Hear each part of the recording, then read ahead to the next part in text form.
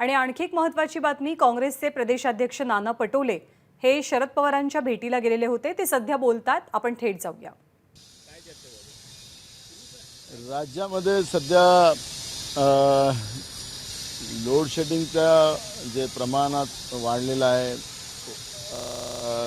विद्युतची मागणी वाढली, पण केंद्र सरकारने कोळसा न दिल्यामुळे विद्युत प्रकल्प बंद पडलेले आहेत। कोयनेचंही सुद्धा तीच अडचण आलेली आहे आणि म्हणून तातडीनं हा जो राज्यामध्ये ऊर्जा विभागाचा त्यानिमित्तानं विद्युतचा जो प्रश्न निर्माण झालेला आहे, तो प्रश्न तातडीनं निकाली कसा काढता येईल तो, आणि केंद्राच्या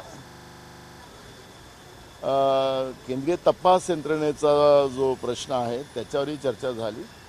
एक दोन दिवसात बसून निश्चितपणे महाविकास आघाडीचे सगळे नेते याच्यातलं त्यांना तपास यंत्रणेला आणि केंद्राच्या भाजप सरकारला उत्तर कसं द्यायचं त्याचाही एक निर्णय कसा करायचा त्याच्यावरची चर्चा होणार आहे।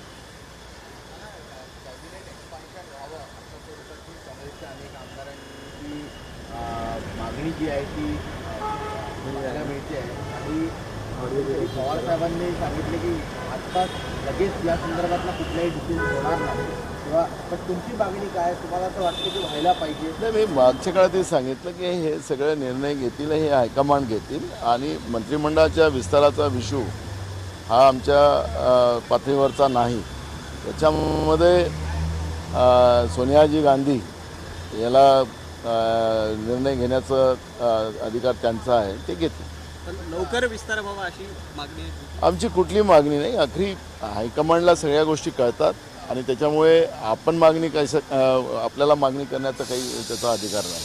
खास करून महामंडळाचं वाटप देखील ढकललेलं ते आहे, 2.5 वर्ष त्याही विषयावर चर्चा झाली आणि म्हणून तातडीनं एक मीटिंग येत्या 2 दिवसात, कारण की मी पण आज कोल्हापूरला चाललो, पवारसाहेब पण साताऱ्याला चालले आणि 2 ते 3 दिवसानंतर पुन्हा आम्ही एकत्रित येऊ आणि त्याच्यानंतर या सगळ्या राज्य पातळीचं जे काही भूमिका आहेत त्या आम्ही स्पष्ट करू। मुख्यमंत्र्यांना वगैरे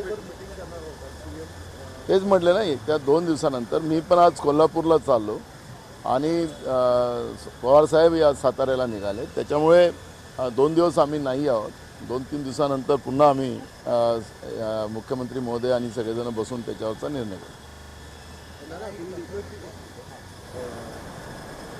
INS विक्रांत आमचे राज्याचे संजय राऊत यांनी किरीट सोमय्यांवर आरोप केले वापरले, तर आता किरीट सोमय्यांनी जो दावा केलेला आहे त्याच्यामध्ये संजय राऊत शिवसेनेचे प्रमुख नेते हे भाजपाच्या काही नेत्यांबरोबर प्रेसिडेंट यांना भेटले होते आणि किरीट सोमय्यांचं असं म्हणणं आहे की बाळासाहेब ठाकरे यांच्या नेतृत्वाखाली हा विषय सुरुवात झाली आहे।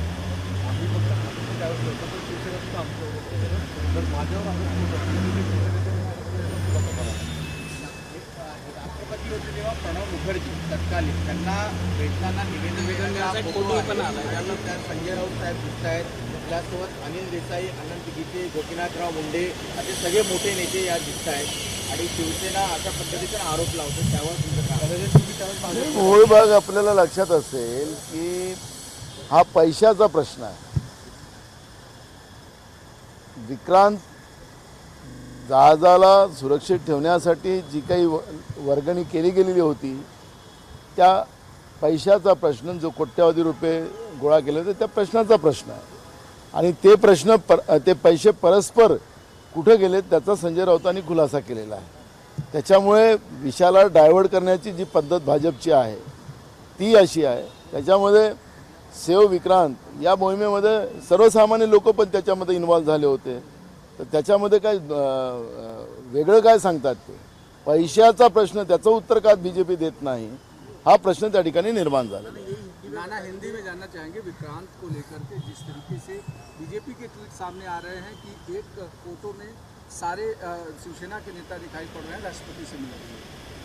सेव विक्रांत के मैटर में देश के सब लोग उसमें इन्वॉल्व हुए थे, सिर्फ शिवसेना नहीं हुई थी, सभी लोग हुए थे, लेकिन सेव विक्रांत के नाम से जो पैसा जमा किया गया था, जो राज्यपाल महोदय के पास जमा किया गया था ऐसा बताया गया था और राज्यपाल महोदय के यहाँ से जब मालूमात माहिती के अधिकार में आई उसमें वो पैसे वहाँ पे नहीं है, तो वो पैसे कहाँ है उसका संजय राउत ने खुलासा किया और इसीलिए राज्य पुलिस ने किरीट सोमैया और उनके लड़के के ऊपर गुना दाखिल किया। लेकिन नाना, जो देखा जाता है कि राजभवन में ऐसी कोई रिलीफ फंड या कोई ऐसे पैसे जमा करने की देश में कहीं भी कोई व्यवस्था नहीं है। पैसे जो है मुख्यमंत्री रिलीफ फंड हो या प्रधानमंत्री रिलीफ फंड में जाते हैं, तो अगर उस समय में तो राजभवन कहेगा कि ऐसे पैसे नहीं। उस समय में इसी तरह की बातें उनके तरफ से की गई थी और इसीलिए पूछा गया और उसी में जवाब आया। तो आखिरी वो पैसा कहाँ रखा गया और उसका खुलासा संजय राउत ने बताया कि कौन से बैंक के माध्यम से वो पैसा कैसा कैसा गया है। नाना, आज आपकी पवार साहब से मुलाकात हो रही है, क्या है मामला और किन किन मुद्दों को लेकर? राज्य में बिजली के जो इशू जो खड़ा हुआ है, जिससे बड़े पैमाने में लोड शेडिंग बनी हुई है, केंद्र सरकार कोयला न देने के वजह से आज ये परिस्थिति निर्माण हो चुकी है और ऐसे समय में पवार साहब ने इसमें हस्तक्षेप करना चाहिए, राज्य को अंधेरे में जाने से बचाना चाहिए। और महाराष्ट्र में जिस तरह से केंद्रीय तपास यंत्रणा का दुरुपयोग कर बीजेपी यहाँ एक एक नेता को जिस तरह से टारगेट कर रही है, उसके बारे में भी चर्चा हुई है।